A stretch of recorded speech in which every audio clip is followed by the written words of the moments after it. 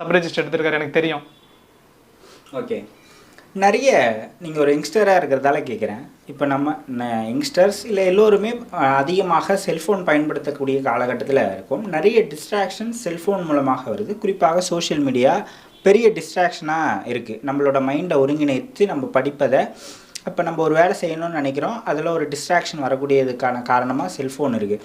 நம்ம ஏதாவது ஒரு டீட்டெயில் பார்க்கணுன்னு தான் எடுப்போம், ஃபோனுக்குள்ளே போவோம், அதை பார்த்துட்டு அப்படியே ஒரு இப்படி தள்ளும்போது அப்படியே டைம் வந்து ஓடிது. இப்போ செல்ஃபோனை எப்படி நம்ம பயன்படுத்தணும் படிக்கிற ஆஸ்பிரண்ட்ஸ்? எனக்கு தெரிஞ்சு நம்ம வந்து செல்ஃபோன் யூஸ் பண்ணி சில நோட்ஸ் எடுக்கிற மாதிரி இருக்கிறத அது செல்ஃபோன் யூஸிங் டைம்னே தனியாக ஒதுக்கிடலாம். நம்ம இந்த 2 மணி நேரம் நான் செல்ஃபோன்லேருந்து நோட்ஸ் எடுக்கணும் அப்படின்னு வச்சுட்டு மீதி மற்ற டைம்லாம் வந்து நம்ம கையில் இருக்கிற பேப்பர் வச்சு நோட்ஸ் எடுக்க ஆரம்பிச்சோம். கையில் இருக்கிற புக்ஸு சோர்ஸ் மெட்டீரியல் வச்சு நம்ம நோட்ஸ் எடுக்கணும்.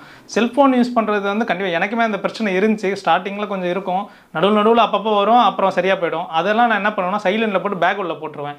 நான் வீட்டுக்கு போகும்போதோ இல்லை சாப்பிட போகும்போது ஃபோனே எடுத்து பார்ப்பேன். அப்போ என்ன மிஸ்ட் கால் வந்திருக்கா என்ன வந்திருக்குன்னு அப்போ தான் பார்ப்பேன். நீங்கள் உள்ள ஸ்டடின்னு உட்காந்துட்டீங்கன்னா செல்லில் சைலண்டில் போட்டு பேக்கில் வச்சுருங்க, இல்லை கபோர்டில் வச்சுருங்க. மேக்ஸிமம் வீட்டில் கூட வச்சுட்டு நீங்கள் ஸ்டடியாலோ இல்லை லைப்ரரி போகிறீங்கன்னா ஃபோனை வீட்டில் வச்சுட்டு கூட போயிடுங்க. வீட்டில் வச்சுட்டு நம்ம மதிய டைம்லையோ இல்லை சாயந்தர டைமில் வந்து பார்த்து அதுக்கேற்ற மாதிரி இப்போ நோட்ஸில் வந்து எதனா டவுட்னா அதை வந்து நோட் பண்ணி வச்சுக்கோங்க. இதெல்லாம் ஃபோனில் பார்க்கணுன்னு. ஃபோனில் பார்க்குற டைமில் வந்து அதை தனியாக எடுத்து நோட் பண்ணிக்கலாம்.